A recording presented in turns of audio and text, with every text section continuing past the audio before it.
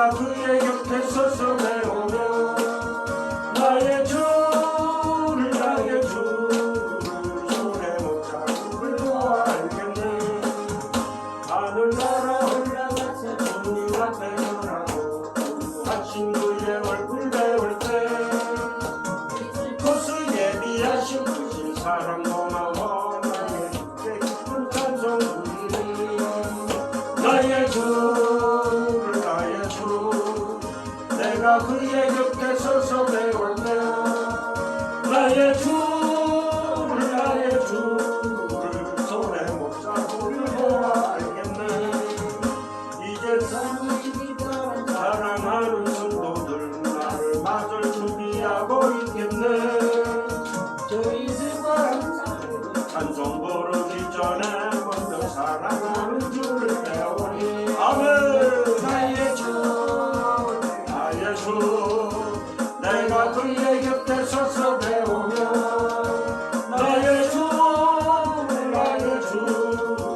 손에 들고 알겠니. 아멘. 더러운 시간 속에 들어가서 다니며 못 입고 방금 길을 다니며 금도 문과 맞추고 소리를 부르세 세상 곳으로 잊어버리렴. 나의 주 내가 그의 곁에 서서 배우며 나의 주 손에 못 잡을 거 알겠네. 자, 기도합시다. 할렐루야. 하나님 아버지 감사합니다. 아멘. 하늘은 청명하고 또 바람은 선선합니다. 내리쬐는 오후 햇살을 맞으며 아버지의 지으신 이 솜씨가 얼마나 찬란하고 기쁜지요. 아버지, 저희들의 심령에 오셔서 이제 하나님의 나라를 늘 생각하고 맛보게 하시며 그런 말미암아 천국의 기쁨으로 넘치게 하여 주시니 은혜 감사합니다. 아멘. 뭐가 그렇게 큰 기쁨인지 세상 사람들은 알지 못하오나 아버지의 말씀에 거하는 자들은 이것이 바로 천국이요 이것이 바로 영생임을 알고 늘 넘쳐나는 그 기쁨 속에서 하나님을 찬양하게 하여 주시옵소서. 아멘. 감사하며 예수 그리스도의 이름으로 기도드리옵나이다. 아멘. 오늘 제목은 그 큰 그 틀에서 우리가 가늠한 자죠. 가늠한 자. 너의 오른쪽 눈을 뽑고 너의 오른손을 찍어 버려라. 내가 가늠한 자다. 내가 가늠한 자다.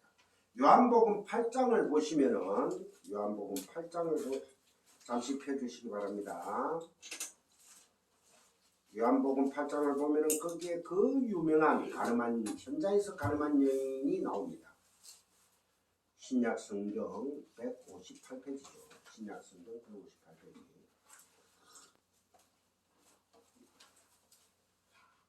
예수는 감난산으로 가시니라. 아침에 다시 성전으로 들어오시니 백성이 다 나오는지라 앉아서 그들을 가르치시더니 서기관과 바리새인들이 음행 중에 서기관과 바리새인 세상 사람들 정말서 나라는 것입니다.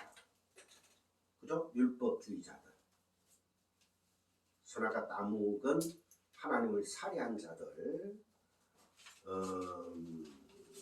음행 중에 현장에서 음행 중에 잡힌 여자를 끌고 와서 가운데 세우고 예수께 말하되 선생이여 이 여자가 가늠하다가 현장에서 잡혔나이다. 현장에서 바로 잡혔답니다. 이 율법주의자들은 자기가 가늠한 줄을 모르고 가늠한 자예요. 그 여인이 육체적으로 가시적으로 눈으로 봤거든. 그 여인이 가늠한 자랍니다. 그 여인이 가늠한 자 왜인가 하니까 율법주의자들이 율법으로 자기네들이 법으로 판단해 봤을 때는 그 여자는 율법에 의해서 돌로 쳐 죽여야 됩니다. 그런데 우리보다 먼저 가늠한 분이 누구십니까? 예수님이시잖아요. 자, 예수님이 어떻게 가늠을 했을까? 자, 예수님이 어떻게 이 얘기하면 목사님 무슨 말 하십니까? 왜 예수님이 간음을 했어요? 예수님이 간음한 자가 되셔서 이 땅에 떨어져 우리를 위해 십자가에서 이루신 겁니다.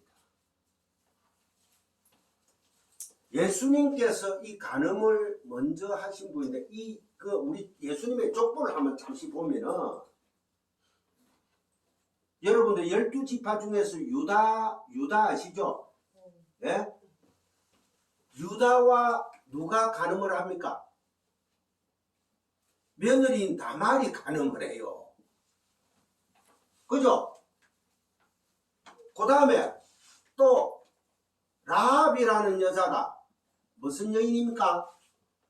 창녀입니다. 창녀. 기생이고 창녀예요. 창녀. 그 다음에 룻기에 보면 룻이란 여자가 모압 여자예요. 이방인은 다 창녀입니다. 율법에 의하면은, 바리새인에 의하면은, 서기관들에 의하면은. 그 다음에 또 누구?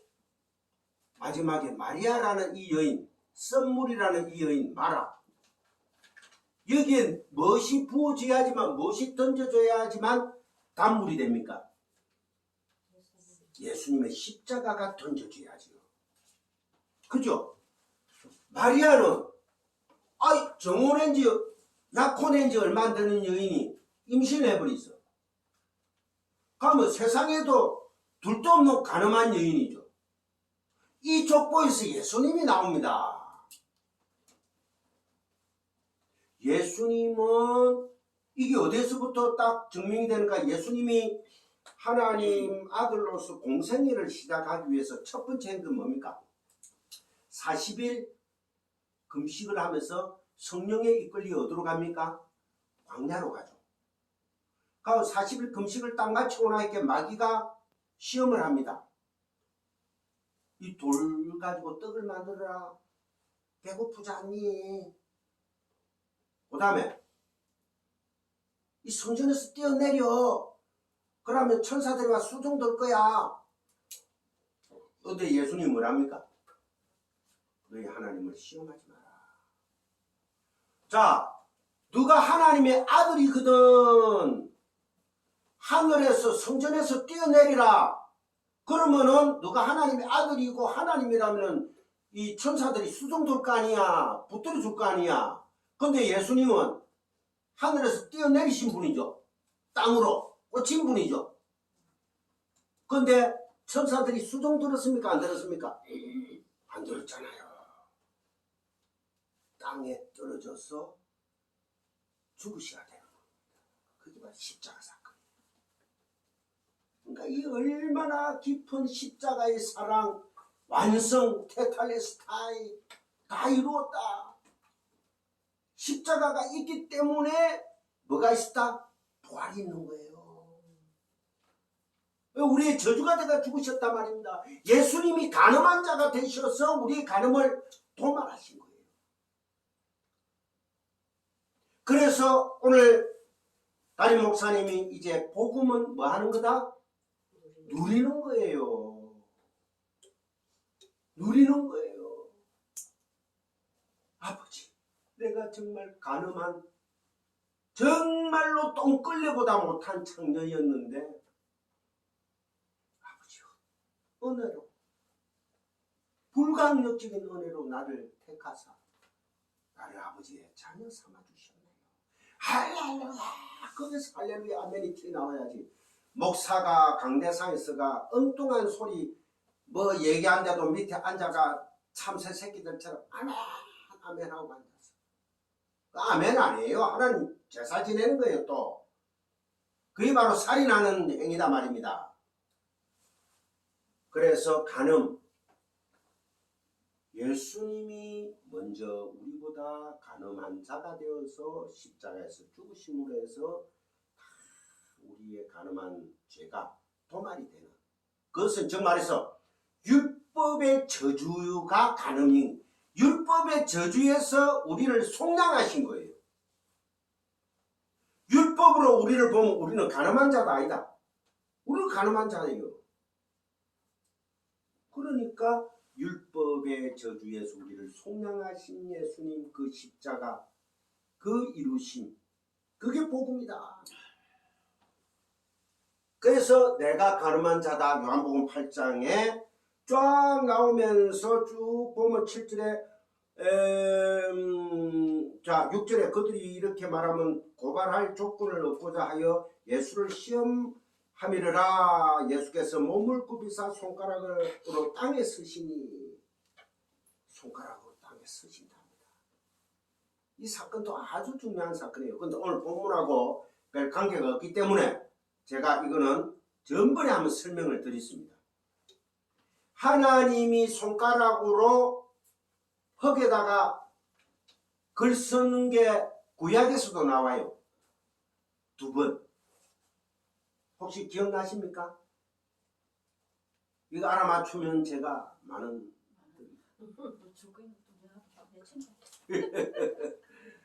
자, 시내산에서 돌판에 하나님께서 글을 쓰시죠. 십계명이죠. 썼는데 그 돌판이 땅에를 떨어지니까 뭐가 됩니까? 심판이 되는 거예요. 십계명이 땅에 하늘의 법이 땅에 싹 내려오니까 땅에서는 뭐를 지내더라? 우리를 이까지 인도한 절대적인 하나님의 형상을 만들자 이래 되죠. 그 만든 게 뭡니까? 금송아지 사건이에요. 비진리가 있으니까 진리가 내려와가 박살내버려요. 심판입니다. 또 다니엘서에 보면은 벨사살 왕이라고 있어요. 베리벨사 죽는 벨사살 왕이 막 궁중에서 막 파티를 하고 술을 먹고 포도주를 먹고 막 심심해. 야, 그 내탕고에 있는 그 이스라엘 두 박살내면서 바벨론 왕이니까 이스라엘 박살내면서 이스라엘 궁중에서 가온 왕궁에서 가온 하나님의 금잔들을 가오나 그 금잔에 술을 막 부어서 마십니다. 그런데 갑자기 벽에 갑자기 뭐가 막 하나님의 막 손이 나타나더만은 막 메네메네 되게 루파라시 하면서 막 쫙 쓰는 거예요. 달아보고 지어보고 지어봐도 미달한 왕이라 너는 곧 죽으리라. 좀 이따 곧 죽으면 누가 오느냐? 페르시아의 왕 고레스 큐리오스라는 왕이 와가 바로 바벨론을 침공해가 들어와가지고 죽여버립니다. 달아보고 지어봐도 이거는 무기입니다. 왕 될 자격이 없다. 가고 세 번째가 여기 나오는 이 글 쓰는 장면입니다. 여기는 그게 회복이 되는 하나님의 은혜로 창녀가 살아나는 현장에서 간음한 자가 살아나는 율법에서 풀려나오는 우리 교회가 살아나는 장면이 은혜로 살아나는 장면이 묘사되고 있는 거예요. 자, 그러면은 그런 큰 범위를 가지고 우리가 성경을 봐야 됩니다.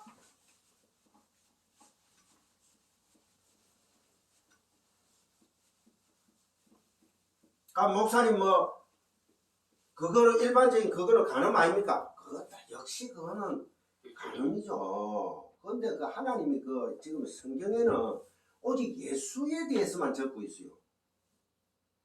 그게 중요한 거지. 그러한 세상의 것을 가지고 따지겠다는 것이 아닙니다.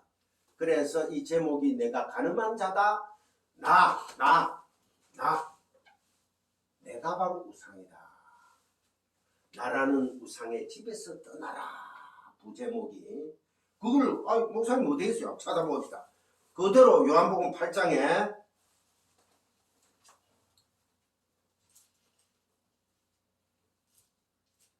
자 8절에 봅시다. 다시 몸을 굽혀 손가락으로 땅에 쓰시니 그들이 이 말씀을 듣고 양심의 가책을 느껴 어른으로 시작하여 젊은이까지 하나씩 나가고 오직 예수와 그 가운데 섰는 여자만 남았더라. 그 바리새인과 서기관들이 고발한 그 자들이 예수님이 그들이 묻기를 맞이 아니하는지라 이에 일어나 이르시되 너희 중에 죄 없는 자가 먼저 돌로 치라 하시니 그 사람들이 그 말을 듣고 양심의 가책을 느끼고 하면 돌아갔더라 이래 돼 있죠. 그죠? 돌아가는 게 어디로 돌아간다? 집으로 돌아간다. 이 집이라는 오이코스 성전이라는 뜻입니다. 옛 성전. 옛 성전이 많은 곳입니까? 율법의 성전이란 말입니다. 율법의 성전으로 다시 돌아가더라. 오늘날 한국 전 세계 기독교인들이 내 구원 얻었네, 내 구원 얻었네, 내 자유 얻었네 해놓고 좀 쓰면은 또 율법에 내가 이거 지켜야지, 저거 지켜야지. 아, 나 구원 받았나 안 받았나 헷갈리기 시작합니다. 율법의 집, 율법의 옛 성전으로 다시 돌아가더라. 기억하시기 바랍니다. 거기서 자유함을 얻어야 됩니다. 그럴 때마다 돌아서서 주여 나는 죄인 중 개수 많군요. 내가 수억 번 또 주님을 배신하는 자군요. 왜? 율법과 죄법과 성령의 법이 계속 싸우거든요. 죽을 때까지 주님 앞에 갈 때까지 싸웁니다. 우리는. 근데 성립케 하시는 분이 누구다? 내 안에 성령의 법이 결국은 나를 끌고 성립케 하신단 말입니다. 영화롭게 하신단 말입니다.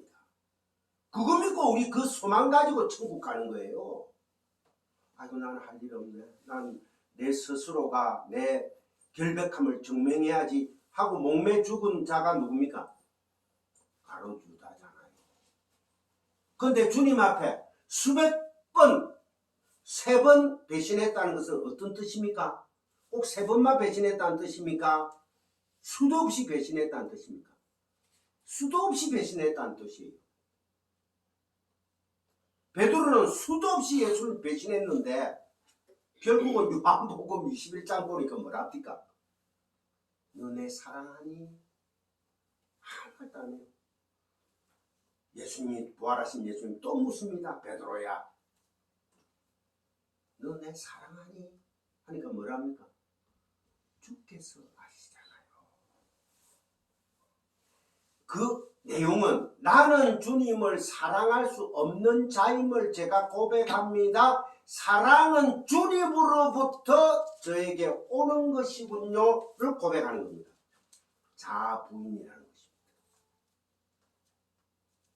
이해되시죠? 제가 이렇게 해석 잘해주는데 이해 안 된다면 이해 안 됩니다. 너무 멋진 예수로부터 시작해가 십자가로부터 시작, 십자가로 예수로 막을 딱 내리잖아요. 그게 천국이에요. 그러니까 나라는 우상의 집에서 떠나라. 오이코스 성전, 옛 성전, 율법의 성전에서 제발 떠나라. 회개는 아이고 아버지 눈물 콧물 좀 흘리고 다시 옛 성전으로 돌아가는 게 아닙니다. 뭐로 돌아간다? 아버지 집으로 돌아가는데 그건 바로 복음이다. 그래서 자유케 되리라. 그게 바로 오늘의 키포인트입니다. 자, 오늘 그럼 누가복음, 자 여러분 이거 다 그대로 찾아보세요. 엠마오로 가는 두 사람. 왜 제가 이거를 적었느냐?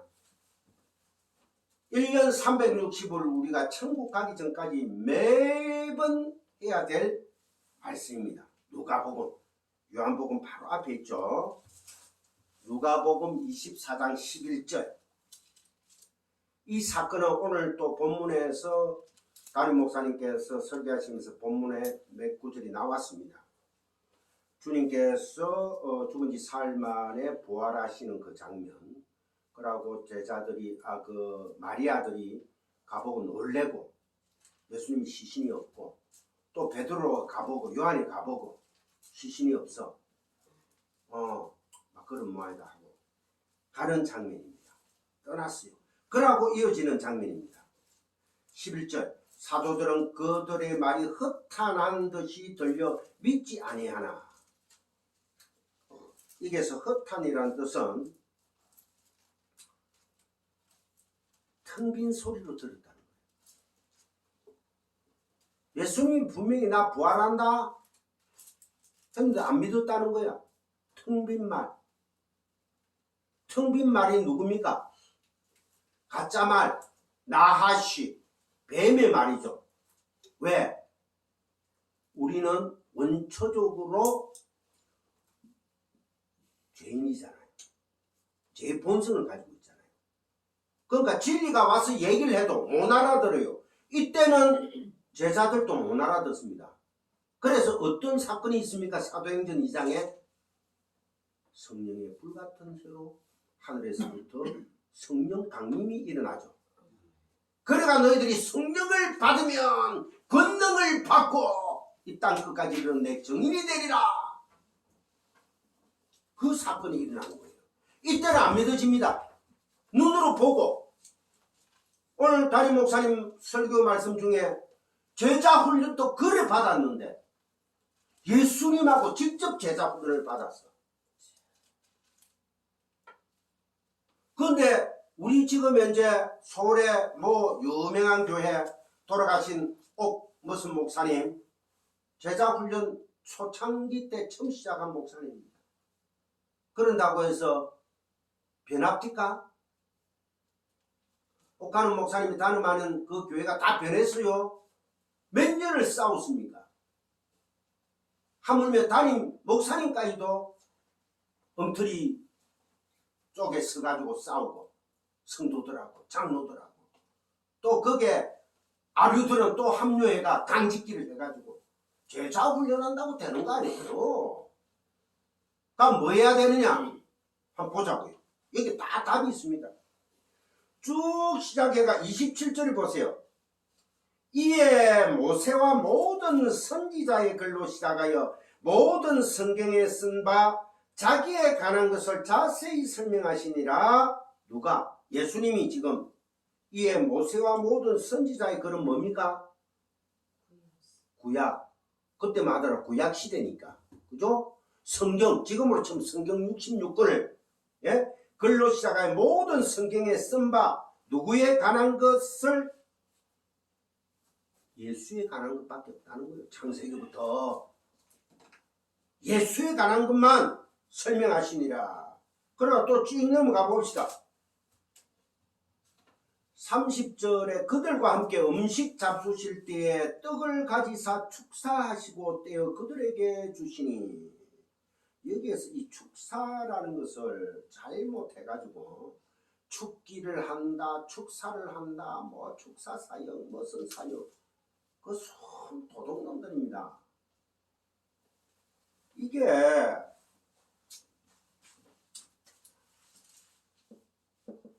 나쁜 놈들이 치유 사역 이래가지고 장사해 먹는 거예요. 장사해 먹는 거예요.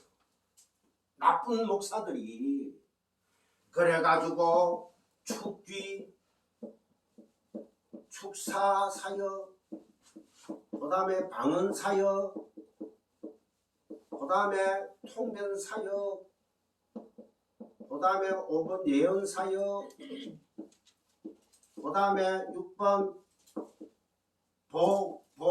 보호. 이게 다 마귀들이 하는 짓입니다. 예수님은 이 사역하러 오신 게 아니에요. 예수님은 하나님 나라 증가하러 오신 거예요. 오직 하나님 나라밖에 없습니다. 축기, 귀신을 쫓아보내는 것, 축사, 예수님이 떡을 들고 하나님께 감사하는 기도를 드리고 떡을 떼어줬으니 오병이어의 기적이 일어났다. 와, 오병이어 정말로 우리도 기도하고 막 하나님 주시옵소서 하면은 처음 시작은 미약하나 내 나중은 청대케 되리라. 그게 욥기에 나오죠. 스님 사모님 욥기에 나오죠. 근데 그게 하나님이 한 말입니까? 누가 한 말입니까? 그 말이 빌닷이라는 사람이 한 말이에요. 욥하고 막 변론을 언쟁을 다투는, 그러니까 하나님이 결국은 욥도 부정해버리고 그 세 친구 빌닷도 그 외의 친구들도 다 부정해버리고 하나님의 말씀을 선포하니까 그때서 욥이 무릎을 꿇고 내가 아버지 앞에 제사 잘 지내고 뭐 했던 그 자체도 이제 제가 아버지 앞에 회개합니다. 그것이 나의 열심이었군요. 나의 자랑이었군요. 마지막으로 그 회개를 하니까 하나님께서 다시 진정한 부흥을 주십니다. 복을 주신단 말입니다. 그래서 눈에 보이도록 구약이니까 더 많은 자식들도 나오고 더 많이 막 50, 30배, 60배, 100배의 복을 그 물질도 허락해요. 그 가운데 논쟁하는 가운데 빌닷의 말이 너 처음은 미약하지만 너 나중은 창대케 되리라. 그 말을 했는데 그걸 하나님이 한 말로 생각을 해가지고 이 개업하는 집에 가면 그 문구를 다 달아줘. 성경에는요 마귀가 한 말들도 있고요, 예수님이 직접 하는 말도 있고요, 예수님이 12 제자가 하는 말도 있고요, 천사가 하는 말도 있고요, 하나님이 직접 하시는 선지자가 하시는 말씀 여러 개의 말씀들이 다 있습니다. 근데 왜 꼭 그 너희의 시작은 미약하나 너희 나중은 창대하리라 그 말을 쓰느냐 말이야. 그래놓고 사업장에 오픈할 때는 목사님 모시고 성도들 몇 분 모시고 개업식 하면서 개업 예배 본다고 막, 원래 개업 예배라는 것도 없어요. 어디에 있어요 그 개업 예배라는 게. 그러니까 막 기도해놓고 그러면 그만큼 축복하고 너의 시장은 미약하나 너희 나중은 창대케 하리라 하면 하나님께서 복을 양껏 부어주가 막 팍팍팍팍 해가 막 세상적인 부흥과 돈 많이 벌어가지고 다 몇 배 더 부자 되고 해야 되는데 와 다 망하는데, 그 망하고 나면은 폐업 예배로 왕 보노 주신이도 아버지시오 거두신이도 아버지라고 고백하면서 너희들은 무엇으로 생각한다? 인간 타락한 인간들은 원초적으로 이 마귀 타락성을 이분법 일하는 숫자가 사람의 수에 있죠. 선악을 구별한단 말이야. 선악과를 묶고 난데 하나님을 살해해버리고 내가 하나님이 되겠다고 나섰으니 내가 알아서 판단하고 내가 자꾸 잣대로 재는 거예요. 그래서 하나님의 말씀인 예수님이 하늘에서 떡으로 쏟아지가지고 땅에서 십자가에서 하늘의 미랄이 땅에 떨어져가 썩어야지만 30배, 60배, 100배의 열매가 열리죠. 우리의 삶이 너희들은 똑같이 그래 돼야 돼. 내 백성들아. 그게 바로 십자가에서 열리는, 십자가라는 나무에서 열리는 뭐다? 성령의 열매예요. 어렵게 생각하면 절대 안 돼요. 쉽게 복음은 즐기면서 나는 부인되고 주님께서 끌고 가는 삶이구나. 근데 실제 주님이 끌고 간 대로 우리 따라갑니까? 안 따라가잖아요. 왜? 우리는 양이거든. 내 그름대로 다 가는. 근데 웬 은혜입니까? 하나님께서 막 계속 끌고 와 마지막 숨 막 넘어갈 때 예수를 고백하고 천국 가는 자도 있잖아. 그죠? 십자가에 두 나그네들이 우측에 달린 한 나그네가 죄인이 주여 오늘 밤 나를 기억하소서. 땡큐 니는 천국하고 데려가 버리잖아. 이게 바로 복음입니다. 할렐루야 아닙니까? 이게 기쁨이. 그러니까 오늘 가장 하이라이트입니다.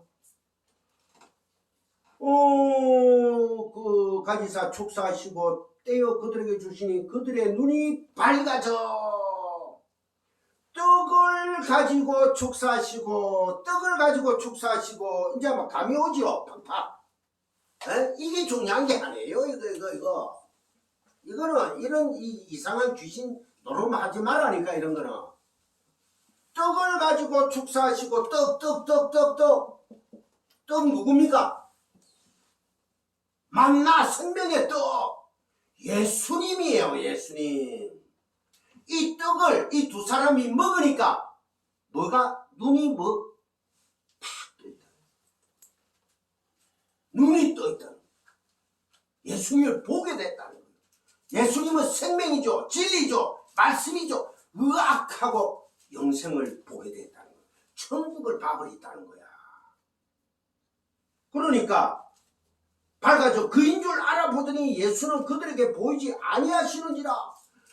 보는 순간에 예수님은 사라져야 된다, 안 내져야 된다. 진리가 오셔서 내 안에 나라는 자를 부수고 내가 진리가 되는 순간에 예수님 겉으로 보이는 예수는 육신의 육신 예수는 사라져버리는 겁니다. 그래서 이젠 누가 오십니까? 성령이 오시잖아요. 그 내 안에 오시잖아요. 나와 함께 세상 끝날까지 함께 하시는 예수 그리스도의 영, 진리의 영, 성령님. 나를 끝까지 지키시고 가는 그 예수님 육신에 눈에 보이는 예수님은 싹 사라져버립니다. 그런데 오늘날 한국교회는 무슨 그래 볼 게 많아가 본다고 하니 너는 저주 심판에 몽둥이로 죽을 수밖에 없구나. 주님 우리는 못 보는 소경입니다. 주여 우리의 눈을 뜨게 하여 주시옵소서. 그 기도가 날마다 나와야 되는 거예요. 그래야 말씀을 진리를 계속 깨달아야 되는 겁니다. 자, 그래서 그 밑에 보니까 32절이 하이라이트입니다. 그들이 서로 말하되 길에서 우리에게 말씀하시고 우리에게 성경을 풀어주실 때에 그 말씀이 어디에 있습니까? 27절에 이에 모세와 모든 선지자의 글로 시작하여 모든 성경에 선바 자기에 관한 것을 자세히 설명하시니라. 오직 성경에는 누구? 예수만 설명하시더라. 그러니까 32절에 성경을 풀어주실 때 그러니까 오늘날 교회에서는 뭐만 증거돼야 된다? 십자가와 예수님만 증거돼야 된다는 결론입니다. 어떻게 하면 우리가 잘 먹고 잘 살아야 됩니까? 어떻게 하면 오늘의 이 성경의 말씀을 가지고 우리가 적용을 해가지고 어떻게 이 삶에 실천을 해야 됩니까? 실천은 성령께서 끌고 갑니다. 어디까지? 천국까지 끌고 가는 거예요. 그게 성화예요. 성화. 내가 이 땅에서 뭐 성화되는 것 같아요? 안 됩니다. 그래서야 뭐랍니까? 오른눈을 뽑아버리고 오른손을 찍어버리라 하잖아. 옳은 거는 항상 옳다고 우리가 생각하는 거죠. 그죠? 오른눈 대표하는 겁니다. 왼쪽 눈이라도 쓰지. 그런 뜻이 아니고 오른눈은 누구다? 하나님 우편 보좌에 앉으신 분이 누구다? 예수님.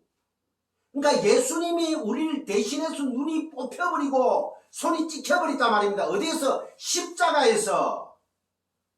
우리 보고 눈 뽑고 손 찍으라는 게 아니에요. 그럼 만 목사님하고 나하고 매일 하루에 계속 자르고 이제 장사모님이 우리 이 뭐라고 이거 실처에 싣고 매일 나중에 몸뚱아리도 없겠네. 대가리도 잘라보고 다 잘리가지고. 예수님이 기아나 내가 너를 위하여 오른눈이 뽑혔고 오른손이 찍혀버린 자 아니냐. 그래서 너는 살았단다. 어떻게? 믿음으로 은혜를 알겠느냐? 나의 그 사랑을 알겠느냐? 아버지가 그 고백 듣고 싶어 합니다. 그래서 그들이 서로 말하되 길에서 우리에게 말씀하시고 우리에게 성경을 풀어주실 때에 우리 속에서 마음이 뜨겁지 아니하더냐. 그 마음이 뜨거움이 어떻게 드러납니까? 아멘 하고 드러나는 거예요. 옳소이다. 나이 옳은 것은 옳다, 아닌 것은 아니다고 할 수 있어야 된단 말입니다. 그게 바로 예수 그리스도의 장성한 분량까지 여러분들이 잘하는 겁니다. 제발 그 자리까지 잘하시기를 주님의 이름으로 축복합니다. 아멘. 자, 본문으로 들어갑니다. 하나님의 말씀을 지켜 넣어야 할 규범이나 심판과 정죄의 근거로 보는 것이 아니라 우리의 존재론적 완료의 현실을 읽어내어서 하나님의 은혜를 찬송케 하라. 그분의 영광을 위해 투신을 하는 성경 인식의 전환이 필요한 거예요. 하나님의 하늘의 천국에서부터 던져지는 하늘의 만나, 그 만나를 자꾸만 땅의 것으로 생각한다면 여러분들은 천국이 요연한 것입니다. 끝까지 볼 수가 없어요. 성경의 인식의 전환, 성경의 율법이 되면 우리는 반드시 간음을 한 자가 됩니다. 장사모 말이야, 둘에 사모로서 둘에 하는 척 하면서 뒤로 돌아가서는 완전 막 혼자서 방구 다 끼고 뒷담화 치고 말이지. 이런 식으로 율법으로 자꾸 봐버리면 안 됩니다. 저것도 우리 정 집사님이 일찍 마쳐야 됩니다 하는 것도 그것도 참 사랑의 발로구나, 은혜구나. 그래야지. 우리 정본사님이 또 묵묵히 안에서 설거지한 하나님 주신 또 은혜구나. 그 달란트 아닙니다. 은혜입니다. 은혜 아니고 그래 하겠습니까? 그죠? 과거 김기한 목사가 뭐 이래 반찬하고 이런 그 은혜구나. 아버지. 그러니까 우리는 은혜 안에서 사랑으로 뛰놀 수밖에 없어요. 기뻐하자고요. 그거로 만족하자고요. 요한복음 7장 53절에서 8장 11절을 한번 봅시다. 요한복음 7장 53절. 여러분 저하고 공부하는 이것은 정말로 엑기스들입니다. 7장 53절 8장 11절. 요한복음 7장 53절에서 8장 11절. 7장 53절에 8장 11절. 이 내용이 무슨 내용인가 하니까, 자 6장을 한번 보세요. 6장을 보면은 6월절이 나옵니다. 6월절. 절기가 6월절 다음에 뭡니까? 무교절이 나오죠. 무교절 다음에 오순절이 나옵니다. 77절. 오순절 다음에 뭐가 나옵니까? 초막절이 나옵니다. 초막절.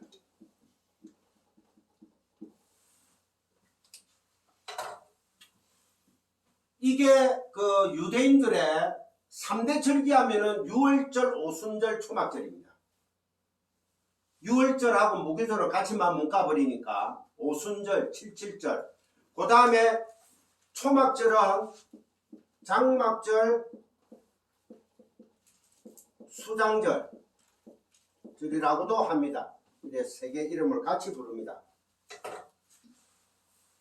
6월절의 주인이 누구였어요? 어린 양 예수죠. 무교절의 주인이 누구였어요? 유교병이 아닌 꿀과 누룩이 들어가지 않은 순수한 빵입니다. 맛없는 빵. 예수님이잖아. 그 다음에 이것도 또 그 할 때 무교절 할 때요, 6월절 하면서 너그 무교병을 가지고 갈 때 사흘간 땅에 묻어놨다가 이래 됩니다. 그 사흘간 죽었다가 살아나신 분이 누구예요? 예수님이시잖아. 그 성경에 어떻게 예수님 떠나고는 뭐 예가 됩니까? 안 됩니다. 그 다음에 오순절 쫙 와가지고 6월절 지나가 77, 49 그 다음날 어디 시내산에서 뭐가 떨어집니까? 십계명이 떨어지잖아요. 그게 바로 성령 강림주의입니다. 아시겠습니까? 그 다음에 그러고 난 뒤에 광야를 이래저래 하다가 첫 수확을 초실절도 있고 초실절의 주인공도 예수입니다. 첫 수확한 그 보리 그걸 하나님 단에 바치는 거. 그러고 그 감사함을 장막치게 함을 감사함을 하나님께 영광 돌리라. 그게 바로 장막절 장막을 치고 초막을 치고 수장절 거두어 들이으며 감사해라. 그게 바로 초막절 장막절 수장절입니다. 거기에 대한 게 지금 6장에 그 6월절 사건이 있고 난 뒤에 그 다음에 7장에 초막절이 가까운지라 하고 초막절이 나옵니다. 7장 2절에 보면 유대인의 명절인 초막절이 가까운지라 그래 가지고 7장 53절에 보면은 또 거기에서 이 얘기를 쭉 하다가 초막절을 부정을 하시니까 거기에서 이 애들이 또 어디 다 각각 집으로 돌아가고 나오죠. 그죠? 밑에 봤습니까? 예? 다 각각 집으로 돌아가. 아까 집 뭐랬어요? 집이 뭐랍니까? 성전율법. 그렇죠. 자기네들의 성전 회개하고 가는 게 아니고 에이 때리쳐 버렸지. 지만 뭐 지가 하나님의 아들이가 뭐 보지도 못해. 하고 샥 다 가버립니다. 율법의 성전 나라는 우상의 집으로 도로 다 돌아가더라. 그래가 8장 1절부터 11절에 쭉 나오면서 여기에 뭐가 나옵니까? 8장에 가늠한 여인이 나오죠. 너희들이 바로 가늠한 여자라는 거야. 이 행위들이 예수를 못 알아보는 행위가 바로 뭐다? 가늠한 것이다. 자, 그거를 설명을 해드릴게요. 그래서 간음이라는 게 참 길죠. 설교가. 그래서 제가 앞으로 한 2달 더 해야 된다는 겁니다.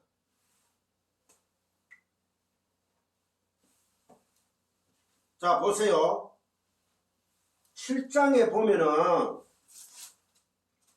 초막절에 관한 말씀이 나옵니다. 초막절이 가까운지라 해가 쭉 해가지고 이 사람들이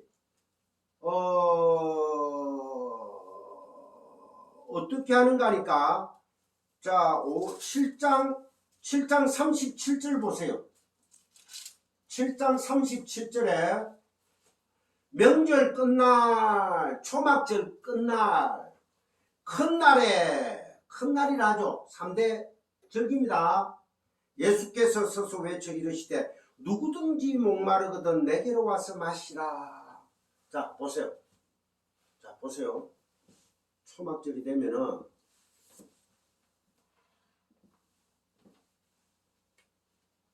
이게 물을 흐르게 합니다. 물.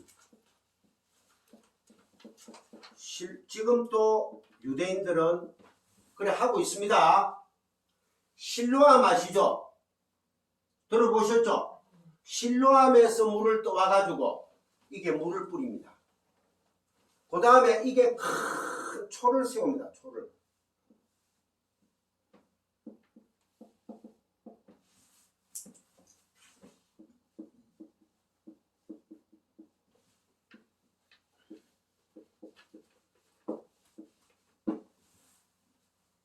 지금 또 유대인들은 메시아가 안 왔다고 믿기 때문에 초막절이 되면은 그 초막을 치고 그 안에 물을 흐르게 합니다. 뚝을 쌓아가지고 크게 만듭니다. 그러니까 실로암에서 물을 떠와가 물을 쫙 뿌리고 그 중간에 큰 횃불을 놓고 빛을 비춥니다. 자, 이 빛은 출애굽 때 하나님께서 기억나시죠? 불과 구름 기둥으로 하나님께서 지키시고 그죠? 불과 구름 기둥은 뭡니까? 성령으로 우리를 지키셨다. 빛으로 우리를 지키셨다. 아, 그건 구름 기둥은 아니잖아. 아닙니다. 똑같은 겁니다.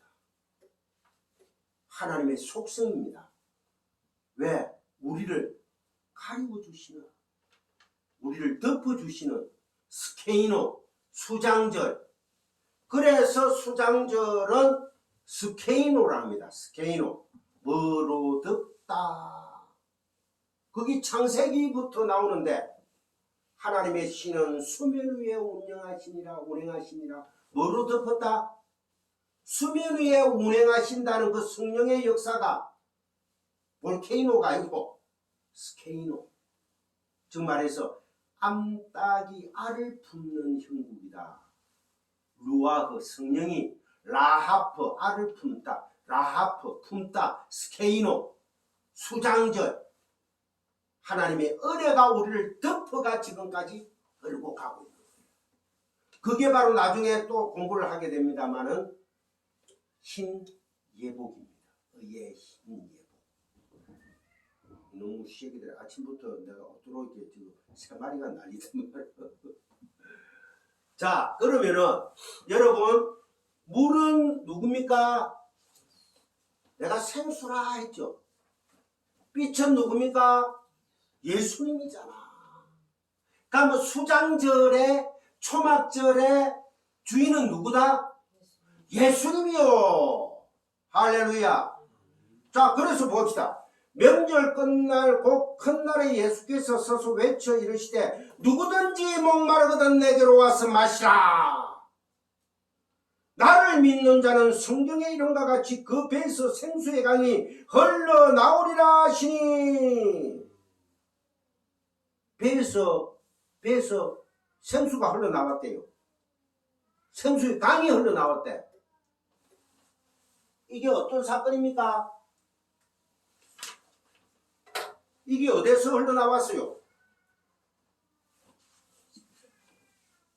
이제 여러분들 착착착착 머리에 맴돌면서 나와야 됩니다. 이 마음속으로는.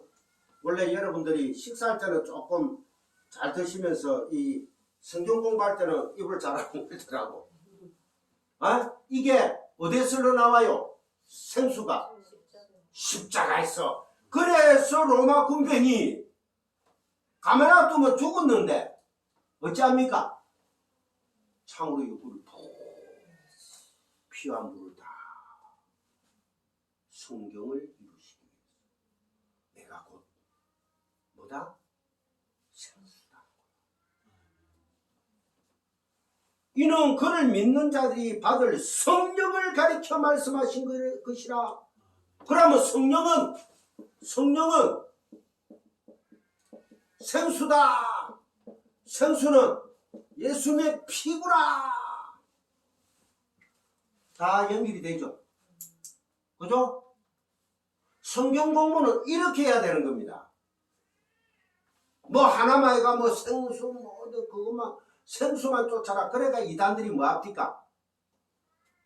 물 받아가지고 손 얹어가지고 이게 성령의 생수대가 팔아먹죠. 무슨 기도원? 예? 그거 뭐 많아요. 내가 이러면 안 되지만은 그러가 물 팔아먹고 앉았어요. 며칠 전에 TV에 이거 예수제이도 아니던데 뭐 지가 물 일반 물 소금에 딱 기도 손 안 쏘하더만은 그 소금을 물에 타가 쫙 흔들더만은 소금 5,000원짜리 한 병이 소금 하나가 지가 기도하면 100만이 됐거든. 이거 내가 그 장사 시원하게 잘해먹겠더구만. 그 나판떼기라도 좀 부어주면 될 텐데 싹 이제 가리고 이래 하더라고. 자, 7장의 내용은 예수님께서 예루살렘의 옛 성전에 들어가셔서 그 옛 성전이 대표하고 있는 유대인들의 율법과 절기를 부수는 그런 내용입니다. 안식일을 부수시고 할례의 진리를 설파하시고 초막절을 부정하십니다.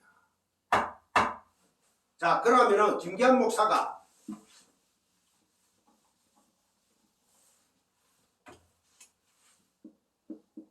유월절, 초막절. 자, 그 다음에 또 절기들 많죠. 절기 하면 뭡니까? 뭐 부활절도 있겠네. 그 다음에 뭐 예수님 탄생한 날이 뭡니까? 성탄절.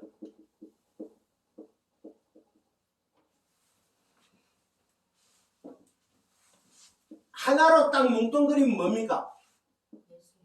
예수님이죠. 예수님이 이제 누구 안에 계십니까? 우리 안에 임재해가지고 세상 끝날까지 함께 하신대요. 그러면 이 절기 필요합니까? 없어요. 내가 진리가 됐으니까, 진리가 내 안에 들어왔으니까 내가 같이 진리 안에 함몰되가 들어가가 사라지는 겁니다. 근데 무슨, 왜 그러면 부활절, 성탄절 있으면 6월절도 지켜야지. 초막절도 지켜야지. 6월절 지킨 놈들은 이단이라 해요. 개혁교회에서. 안상홍 교회인가 뭐 하나님의 교회 있죠. 6월절 지키거든. 이단이라 합니다. 그래놓고 왜 오늘날 개신교는 부활절, 성탄절 다 지키는데 고난주일도 지키고 다 이거하고 연관되거든. 그런 장사하지 말라는 거예요. 그래서 예수님이 성전에 가서 다 뒤엎어버린 겁니다. 채찍을 들고 다 떼뿐 그런 거예요. 예수님이 할 일이 없어가 뭐 보궐이나 그렇겠습니까? 율법으로는 하나님 나라 가지 않다는 거예요. 여러분 정말로 심각하게 깨달아야 됩니다. 그렇다고 해서 6월절은 우리의 신앙의 기분이죠. 안 가르쳐야 된다? 그런 게 아니에요. 이거를 가지고 장사에 먹지 말라는 거예요. 제가 얘기는 6월절 알아야 됩니다. 초막절의 주인공이 누구라는 거 알아야 됩니다. 그분이 생수요. 그분이 바로 나의 떡이니까, 나의 빛이니까, 나의 생명이니까. 그리고 부활절, 주님이 십자가를 통과하셔가지고 죽은 지 3일 만에 부활하셨구나. 그 소망, 나는 부활의 소망을 가지고 살아가는 하나님의 백성이구나. 공부해야죠.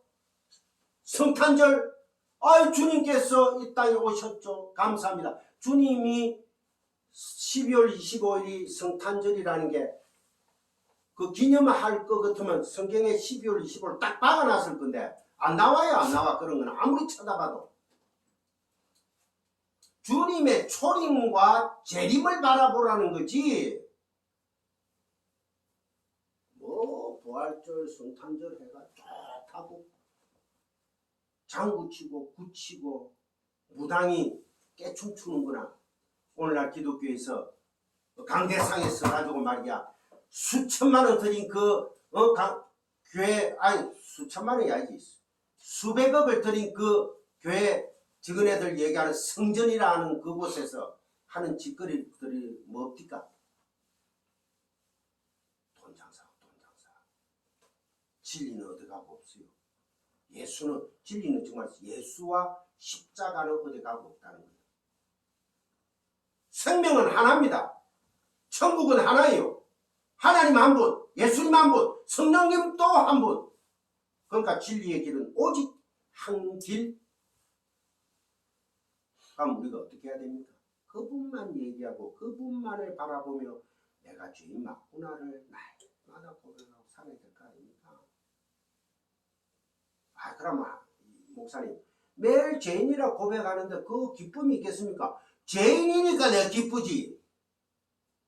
내가 예수님 조금 따라가는 자 같으면은 예수님 기분 나쁘면 어찌하겠어요? 애때리 차프라 임마. 얘는 이기스 것 할 수도 있지만 처음부터 나는 똥걸림이라고 따라가는데 우리 친구들 많이 모여가지고 매일 얻어먹는 친구가 있어요.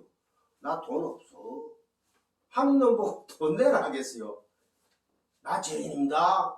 아버지 죽이든지 살리든지 아버지 뜻대로 하세요. 아버지 그래 가자. 내 새끼 힘을 여기에서 이 땅에서 신을 벗어라. 내가 업고 갈게. 그 진리의 복음을 깨닫는 여러분들이 되시기를 축복합니다. 아멘. 자, 그리고 이제 저는 오늘 딱 1시간만 하고 마치려고 지금 5분 남았어요. 오늘 정말 작심을 했습니다. 한번 그래 봐야 되겠다. 율법의 행위에 창념하여 인공의 빛을 만들고 인공의 생수를 의지하고 있구나 하고 말씀을 하신 것입니다. 이게 바로 인본주의의 실체입니다. 율법주의의 실체입니다. 하나님은 그것을 뭐라고 한다? 간음이라고 하는 거예요. 간음. 그것을 바로 하나님은 간음함. 그러니까 우리는 해마다 내 안에 간음하고 싸우고 있어요. 죄의 법과 성령의 법이 계속 간음한 여자의 바로 그래서 그 뒤에 바로 이어지는 게 8장의 간음한 여자의 얘기라는 것입니다. 이들은 각각 각자의 집 우상의 신전으로 돌아가더라는 말이죠. 열심히 신앙생활을 한다고 부산을 떨다가 결국 돌아가는 곳은 나라는 뭐다? 우상의 집입니다. 또 돌아갑니다. 그쪽으로 회개하지 마십시오. 회개 절대 하면 안 됩니다. 8장의 가늠한 여인의 얘기다. 요한복음 8장의 그 가늠한 여인의 이야기는 바로 우리의 얘기입니다. 율법주의, 왜곡된 계획주의, 이들은 율법을 근거로 현장에서 가늠하다 잡힌 여인을 정죄하여 죽이려고 혈안이 되어 있습니다. 주님께서 거기다 무엇을 쓰십니다. 이는 시내산 위에서 하나님이 친필 사건, 즉 율법의 첫 번째 돌판이 거기에 등장하고 있죠. 첫 번째 율법은 심판의 율법입니다. 그 율법이 내려오자 삶 아래 인간들의 실체가 폭로가 되죠. 금송아지 사건, 이는 창녀들의 가늠한 잔치입니다. 심판하십니다. 그들이 만들어 놓은 죄, 금송아지가 가루가 되고 그 죄의 가루에 물이 풀어져서 창녀들의 입으로 들어갑니다. 그 자리에서 3,000명이 도륙되죠. 그죠? 3,000명이. 예, 출애굽기 32장 20절 맛이라고 합니다. 그 자리에서 도륙을 당하죠. 물과 티끌이 섞여서, 물은 누굽니까? 생수. 티끌은 누굽니까? 죄인인 우리. 아시겠어요? 그게 섞여서 죄인들 안으로 들어가 그들의 죄인됨이 폭로되고 거기에서 심판이 일어나는 것입니다. 그리고는 모세라는 중보자가 자신의 목숨을 담보로 하나님의 진노를 막았습니다. 그러는 후 두 번째 돌판이 내려오는 것이죠. 이렇게 첫 번째 돌판과 두 번째 돌판 사이에는 그리스도 예수라는 중보자가 필연적으로 등장해야만 하는 것입니다. 하나님의 계획입니다. 그 중보자와 그리스도 예수로 말미암아 물의 티끌을 말아먹고 우상과 가늠한 죄인으로 폭로되어 죽어야 하는 더러운 여자가 하나님의 신부로 재탄생하게 되는 것입니다. 우리가 하나님의 신부로 재탄생한 누구다? 가늠한 여인이라는 거예요. 영적 가늠자들인 바리새인들이 육적 가늠자인 여인을 데리고 오죠. 그 둘은 정확히 같은 죄인들입니다. 그런데 율법주의자들은 자신들의 죄를 보지 못하죠. 요한복음 8장 6절에서 예수께서 첫 번째 돌판을 손가락으로 흙에다가 쓰십니다. 이는 인간들의 죄가 드러나야 하기 때문이죠. 율법은 죄를 깨닫게 하시기 위함입니다. 너희 중에 죄 아닌 자 나와라 그랬더니 모두가 죄인으로 폭로가 됩니다. 그런데 은혜를 입지 못한 자들은 자신들의 죄가 드러나면 은혜에 투신하는 것이 아니라 은혜를 피해 도망을 가더라는 것입니다. 그게 바로 자기라는 우상의 신전으로 도망가게 되어 있습니다. 예수께서 7장에서 반복해서 외친 것이 내가 생수다 내가 생수야 하시면서 성경과 율법을 부정하셨죠. 그 생수이신 예수가 흙에 부어지는 모습이 예수가 흙에 손가락을 대치는 장면인 것입니다. 물에 금송아지 가루가 죄의 티끌이 섞여져서 죄인들에게 먹히는 그런 모습이죠. 그랬더니 그들 모두가 죄인으로 폭로가 되더라는 것입니다. 그리고는 중보자의 은혜로 뒤덮인 두 번째 돌판이 내려와야지요. 그리고 그 사이에는 그 더러운 가늠한 여자의 죄가 중보자에게 뒤집어 씌워지는 십자가가 서게 되는 것입니다. 여기도 십자가입니다. 제가 지금 이제 전체적으로 설명을 하고 얘기를 들으니까 이해가 가시죠? 예? 그러니까 예수님이 첫 번째 흙에 자신을 부으시는 장면은 그 가늠한 여자의 죄를 자신에게로 전가시키시는 하늘 중보자의 십자가임을 보여주시는 겁니다. 할렐루야. 이 왜 은혜입니까? 예레미야서 17장 12절 13절 무릇 여호와를 떠나는 자는 흙의 기록이 되오리니 이는 생수의 근원이신 여호와를 버림이니이다. 이것만 딱 찾고 마치겠습니다. 예레미야서 17장을 찾으십시오. 렘 17장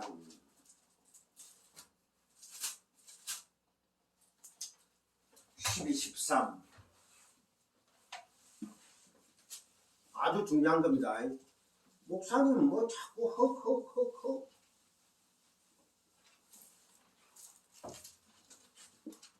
렘 17장 12, 13절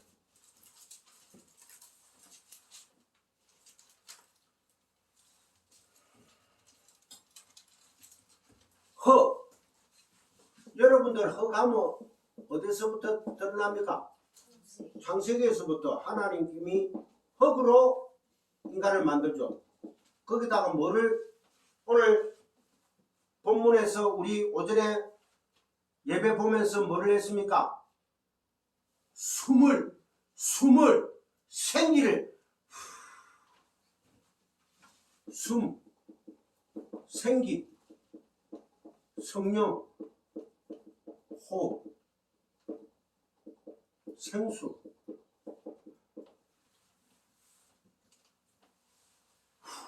부으니까 사람이 생명이 되었더라.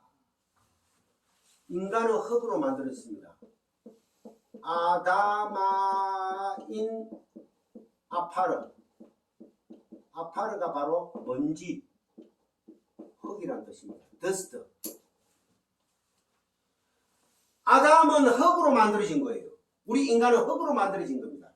자, 그래서 예레미야 17장 12, 13 영화로우신 보좌여 시작부터 높이 계시며 우리의 성소이시며 이스라엘의 소망이신 여호와여 무릇 주를 버리는 자는 다 수치를 당할 것이라 무릇 여호와를 떠나는 자는 흙의 기록이 되오리니 이는 생수의 근원이신 여호와를 버림이니이다. 아멘. 오늘 그 제 말씀 본문이 다 들어가 있습니다. 가늠한 여인 이 사건에 예수님이 왜 머리를 숙여서 땅에 무릎 꿇고 글을 썼는가? 예수님은 생수입니다. 너희들은 생수를 떠난 흙이잖아. 여호와를 떠났잖아. 그래서 내가 그 죄인된 흙을 내가 빨아들이겠다는 거예요. 생수가 합쳐지는 거예요. 그래서 하나님이 예수님이 가늠한 여인이 모든 가늠을 짊어지는 거예요.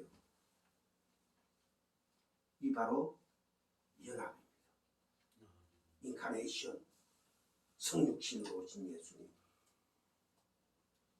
우리와 연합되는 겁니다. 그래서 우리의 죄가 도말된 거예요. 우리가 하나님 앞에 서는 그날까지 우리는 내 안에 그 죄의 속성은 살아있다 없다 여전히 우리를 끌고 갑니다. 그 죄의 속성에 여러분들이 주여 나는 죄인 중에 괴수 맞군요. 아버지 이 원수를 언제까지 안 갚아주시렵니까? 그 기도를 하나님 생명의 면류관 하나님 백보자 밑에서 생명의 면류관을 24장로가 성도들이 다 벗어놓고 얼마나 죄성이라는 게 무서운지 내 백성들이 땅에 살고 있는 내 백성들의 그 원수를 언제까지 안 갚아주시렵니까 하고 우리의 성도들이 지금 또 기도를 하고 있습니다. 그게 뭐랍니까? 조금만 기다리라. 내 형제들이 다 죽을 때까지 조금만 기다리라. 아버지는 곧 재림의 심판으로 오십니다. 알곡과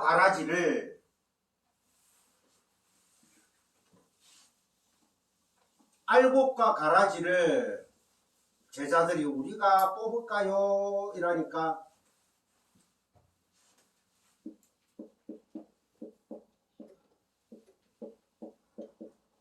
주님께서 놓아두라 이라죠. 알곡이 많겠습니까? 가라지가 많겠습니까? 가라지가 많으니까 다칠까봐 겁난다는 거요. 알곡이 많은 거, 그러면 가라지 지나가다가 몇 개만 틱틱 뽑으면 되는데, 가라지가 너무 많은데, 그거 뽑다 보면 알곡까지 뽑힌다. 제발 좀 이해하시고, 생각하시고 성경을 보셔야 됩니다. 그래서 엘리야 선지자가 하나님께서 남은 7천이 있다. 요한계시록에서는 이것을 14만 4천으로 얘기하는 거예요. 그런데 이단들은 14만 4천을 딱 그 수만 차야 된다고. 여호와의 증인들도 그럽니다. 14만 4천이랍니다. 신천지 이만희도 그러하지만은 아닙니다. 상징적인 숫자예요. 내용을 모르겠게 그런 거라. 7은 뭡니까? 하나님이 수죠. 완전수. 1000 무한대죠. 완성된 하나님의 나라. 그 7000 하나님의 나라에 완성된 내 백성은 꽉 차 있다는 거예요.